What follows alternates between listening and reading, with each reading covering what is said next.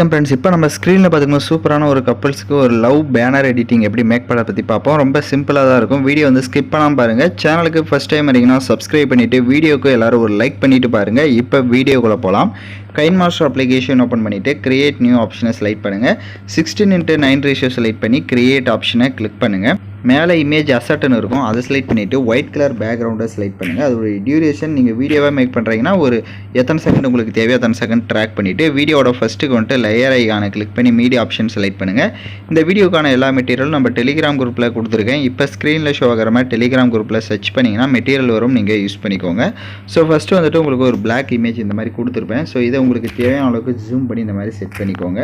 So அது உங்களுக்கு எந்த அளவுக்கு தேவையோ அந்த அளவுக்கு கரெக்டாக இந்த மாதிரி ஜூம் பண்ணி இந்த மாதிரி கரெக்டாக செட் பண்ணிட்டு அதோடைய டியூரேஷனும் எண்டிங் வரையே ட்ராக் பண்ணிவிட்டு எகைன் வீடியோட ஃபஸ்ட்டுக்கு வந்துட்டு லேயர் ஐகானை கிளிக் பண்ணிக்கோங்க.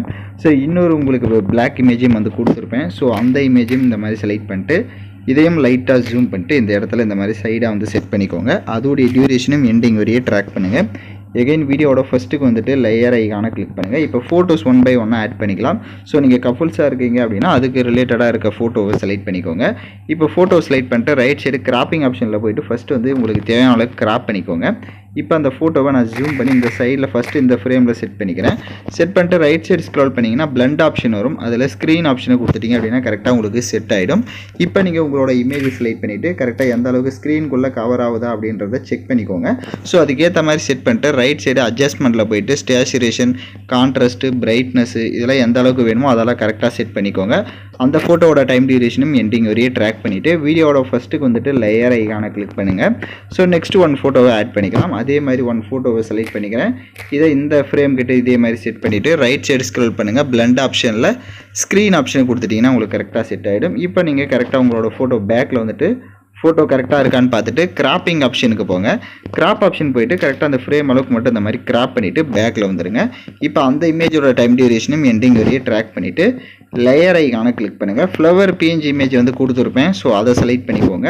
ஸோ செலக்ட் பண்ணிவிட்டு அதை இந்த கார்னரில் நம்ம செட் பண்ண போகிறோம். லைட்டாக இப்போ எப்படி நான் செட் பண்ணியிருக்கணும் சேம் இந்த மாதிரி செட் பண்ணிட்டு அதோடைய டியூரேஷன் எண்டிங் வரையே ட்ராக் பண்ணுங்கள். ரைட் சைடு அட்ஜஸ்ட்மெண்ட்டில் ஸ்டேச்சுரேஷன் அந்த ஃப்ளவருக்கு கொஞ்சம் இன்க்ரீஸ் பண்ணிக்கோங்க. உங்களுக்கு தேவையான அளவு கரெக்டாக இன்க்ரீஸ் பண்ணிவிட்டு அந்த இமேஜை செலக்ட் பண்ணி லெஃப்ட் சைடு 3 டாட்டை கிளிக் பண்ணி அதை டூப்ளிகேட் எடுத்துக்கோங்க.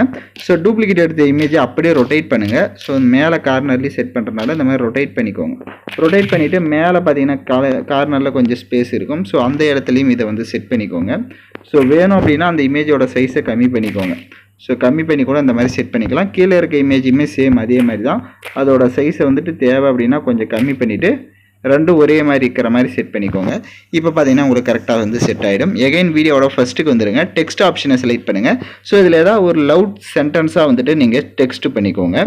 ஸோ இப்போ நான் பார்த்தீங்கன்னா எக்ஸாம்பிளுக்கு ஒரு சென்டென்ஸ் வந்து டெக்ஸ்ட் பண்ணியிருக்கேன். அதை பிளாக் கலரில் கொடுத்துக்கோங்க. மோஸ்ட்லி அந்த டெக்ஸ்ட் இந்த மாதிரி ரொட்டேட் பண்ணிவிட்டு கரெக்டாக இந்த மாதிரி சென்டரில் இந்த இமேஜ் கிட்ட நான் எப்படி செட் பண்ணியிருக்கேனோ சேம் அந்த மாதிரி வந்து செட் பண்ணிக்கோங்க. அதோடைய டியூரேஷனும் எண்டிங் வரையே ட்ராக் பண்ணிக்கோங்க. ஸோ கரெக்டாக எந்த சென்டென்ஸ் வேணாலும் ஓகே, இல்லை ஸ்க்ரீனில் நீங்கள் பார்த்து அப்படியே டைப் பண்ணிக்கலாம்னு ஓகே தான், அது யுவர் சாய்ஸ் தான். ஸோ இந்த மாதிரி ஏதோ ஒரு இதை வந்து டெக்ஸ்ட் பண்ணிக்கோங்க. இப்போ எகைன் டெக்ஸ்ட் ஆப்ஷனை செலக்ட் பண்ணிட்டு எமோஜிஸ் ஏதோ ஒரு எமோஜியை செலக்ட் பண்ணிக்கோங்க. ஸோ இப்போ ஸ்க்ரீனில் பார்த்தீங்கன்னா தெரிஞ்சிருக்கும் உங்களுக்கு ரெண்டு அந்த இமேஜுக்கு மேலேயும் கீழே வந்துட்டு எமோஜிஸ் வந்து ஆட் பண்ணியிருப்பேன். ஸோ அதே மாதிரி நீங்களே ஏதாவது ஒரு எமோஜிஸை வந்து 2 எமோஜி மேலே ஒன்று கீழே ஒன்றுன்னு செட் பண்ணிக்கோங்க. இப்போ வீடியோவோட ஃபஸ்ட்டுக்கு வந்துடுங்க. ஸோ ஏதாவது ஒரு வீடியோவாக மேக் பண்ணுறீங்கன்னா ஏதாவது ஒரு எஃபெக்டை போட்டு நீங்கள் சாங்ஸை போட்டு ஆட் பண்ணிக்கலாம். இதே உங்களுக்கு இது ஃபோட்டோவாக வேணும் ஃப்ரேமாக மேக் பண்ணுறீங்க அப்படின்னா லெஃப்ட் சைடு ஒரு பாக்ஸ் மாதிரி ஒரு ஐக்கான் இருக்கும், அதை கிளிக் பண்ணி கேப்சர் அண்ட் சேவ்ன்ற ஆப்ஷனை கொடுத்துக்கோங்க.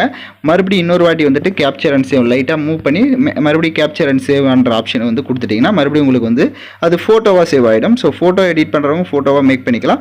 வீடியோ எடிட் பண்ணுறவங்களும் நான் சொன்ன மாதிரி ஃபாலோ பண்ணிக்கோங்க.